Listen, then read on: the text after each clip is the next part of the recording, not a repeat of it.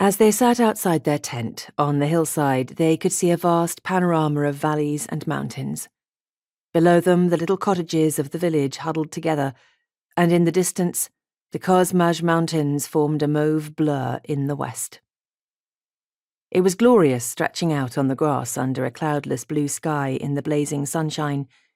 It was glorious, too, being reunited after nearly 2 months apart, their longest separation since they had first met 7 years ago.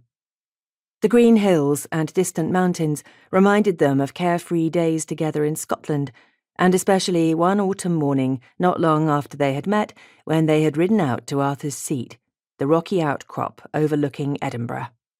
Then, as they looked down on the city sprawling below, they had declared themselves twin souls.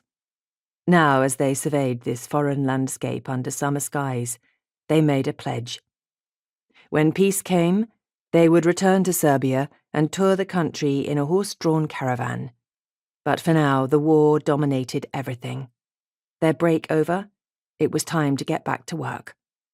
All around them, the hillside was covered with hospital tents, their red crosses gleaming against white canvas backgrounds in the sun.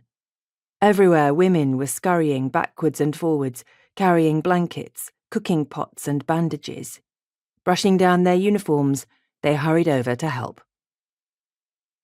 Vera, or Jack as she liked to be known, had arrived in Serbia just a few days earlier.